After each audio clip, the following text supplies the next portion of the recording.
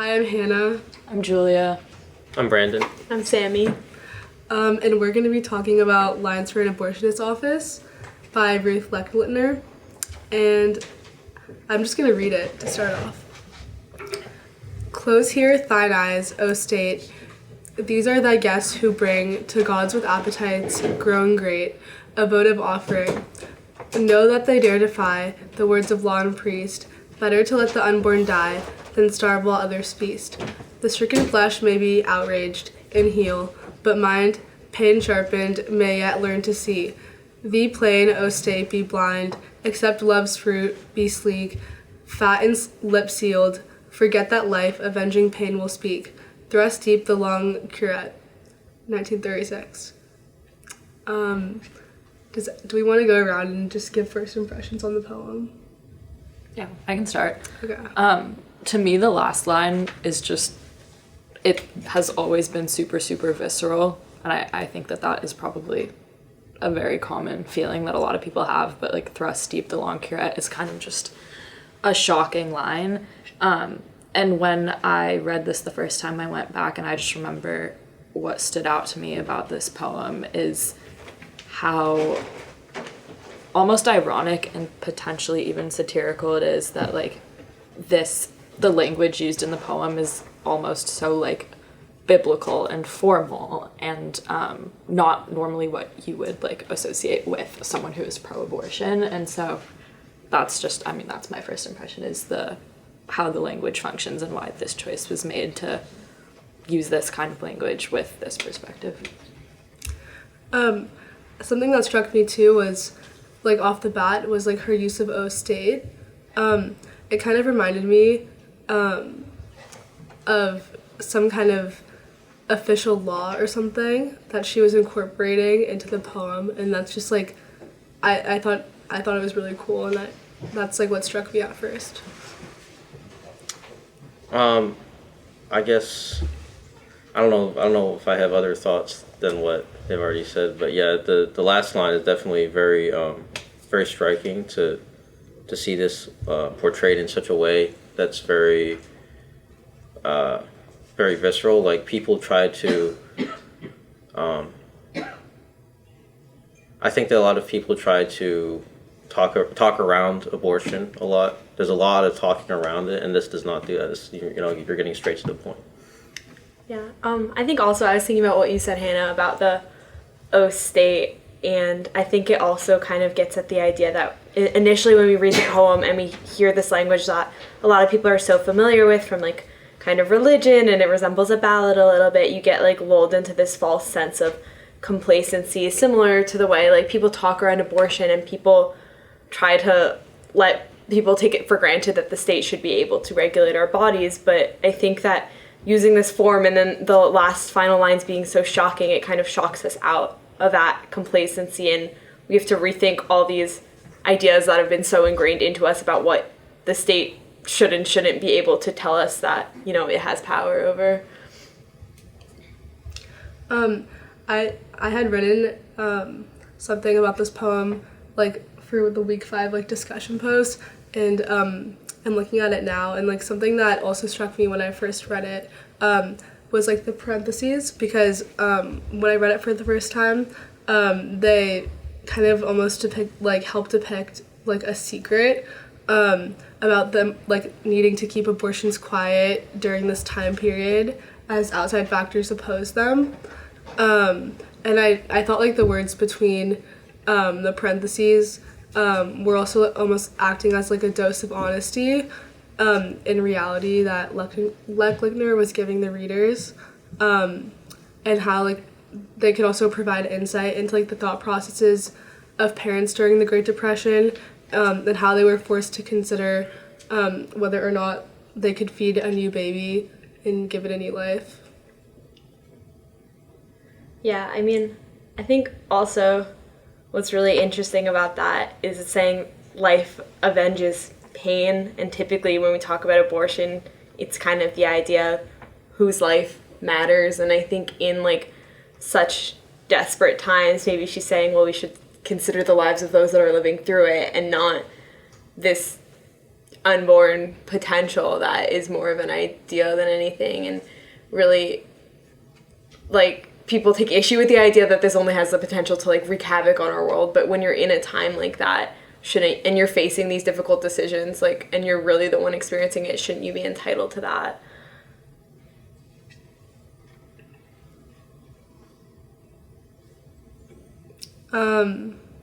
Should we, like, maybe we should go around and talk about, like, one line that strikes us the most? I guess an additional one that strikes me is accept love's fruit, because when I first read that, I was like, oh, this doesn't actually sound pro-abortion. This sounds to me like love's fruit is the child, and accepting the child would be to not have the abortion.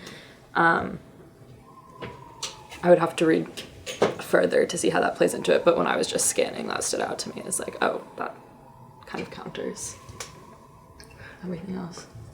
To me, like, something that, like, a kind of, like, the two lines that stood out were, like, the parentheses that was better to let the unborn die than starve while others feast. I just felt like that was a really powerful way of saying, about talking about abortions and, like, whether parents were capable of providing for a child during, like, these rough times. I guess I would say the plain O state, be blind. So we have a lot of the formal, biblical speech, text, whatever, going on here, and then it's accompanied by, this kind of that's asking the state not to kind of ignore what's going on. And it's a very interesting way of phrasing a request like that, as a way of kind of reversing the traditional way that people talk about, the traditional religious way that people talk about this. Yeah. I thought that was interesting too, and I think it's also cool that here it's almost more than a request. It's like the speaker is kind of like crying out about like the pain that she's experiencing, and asking the state to be blind because she cannot, be blind because it's her very real life, and there are people outside of that trying to regulate it. And so for me it was saying, but mine pain sharpened, may yet learn to see, because I think, like, while it is a cry for pain, there's also a little bit of, not optimism, but maybe hope to be found in this, in that when you go through something like that can be so alienating, feeling that your state is against you, you're able to, like, see more because of that pain, and you're able to use your voice because your mind has been kind of sharpened and your eyes have been open to the things that other people try to kind of,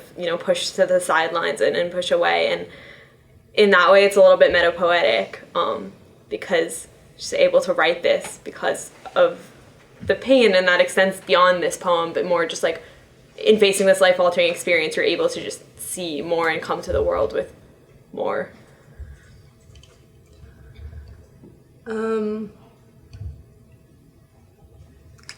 I think I'm gonna read Jenny's comment. I shouted this out and I just thought it was, like, really good. She said, the words accept love's fruit is especially heartbreaking. A traditional translation of love's fruit would refer to a child. However, given the circumstances of the Depression, parents were forced to ask whether they should have a baby that they couldn't feed. In this sense, love's fruit also refers to the abortion of a child they could not support in order to protect the child from things such as starvation. The bracketed lines in the poem, better to let the unborn die than starve while others feast, and forget that life, avenging pain, will speak, mirror the thought processes of parents processing the rationale in their minds. As a ballad, the form of the poem speaks to parental love by attaching a divine and moral mission to something that is considered so immoral. And I really like how she talked about parental love, because getting an abortion, especially, like, in this day and age where, like, there's being laws, like, made to get rid of abortions, it's, like, almost out of love in a lot of cases too, because it's looking out for the benefit of like an unborn child and like whether you can support that or not. So I thought just overall like this poem by Ruth Lechlitner was really powerful, how it took place like during the Great Depression, where parents like had to weigh their options about like whether they could support a child or not. And it's also kind of scary like how many parallels it draws to today, where abortions aren't even a guarantee anymore. So I just thought like that was kind of a full circle moment. Do we want to go around again and talk about other thoughts on the poem? Well, I can add to that. Like, Okay. This was like written during like when you said like the Great Depression, and that was like why a lot of people didn't want to like bring children into the world. But like this stands the test of time. There's a lot of like conversation today about people not wanting to bring children into the world with a lot of different things that are going on. I don't know, climate, politics, like people, there are still reasons, there are always going to be reasons why some parents or potential parents might feel it is better for them not to bring a child into the world, and things are especially testy currently and seem to be continuing to grow testier and testier. And I think that a lot of the time we like view these issues as very isolated, but in reality there are always going to be reasons why people feel like maybe it's not the best time for this. And so I think that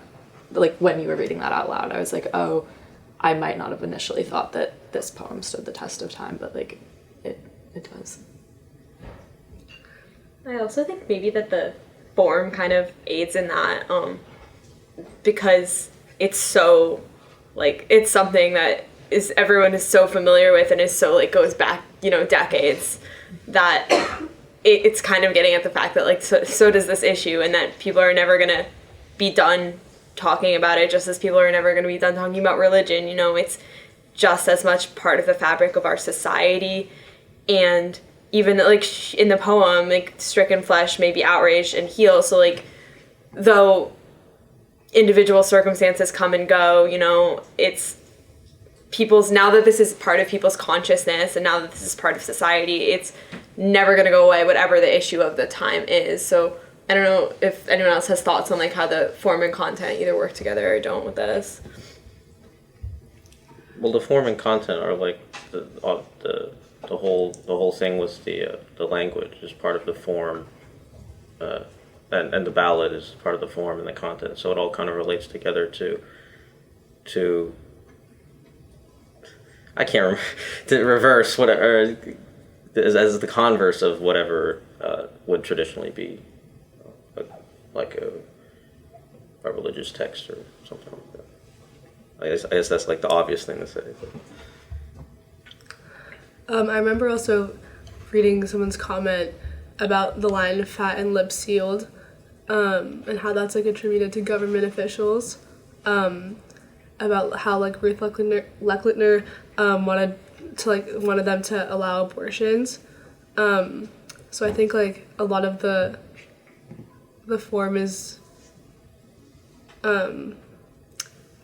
it's like almost as if it's like the form of like a law, or almost it sounds like biblical, like oh state, I don't know, something like that.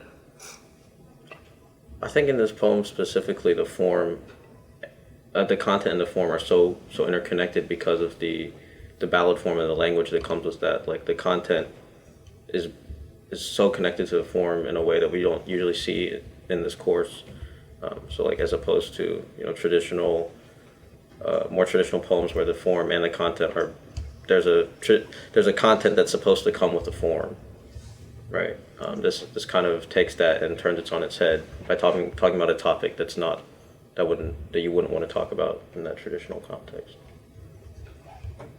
I feel like you could also say it's like highlighting the fact that like it's like oh state, like we think we're in this democracy where we have a say and whatever, but then it's kind of like the state has the ultimate decree over life and death, and using this form also really makes you pay attention to that. And I don't think that's something we typically like to talk about because it is uncomfortable and it really comes up against our ideas of living in like such a free society, but this is the state telling you, no, you can't decide whether you want to literally bring a human being into this world when you're not sure if you can feed your own family. And it's a lot of power to have. That's a godlike power. I think we're gonna end on that. Nice job, guys.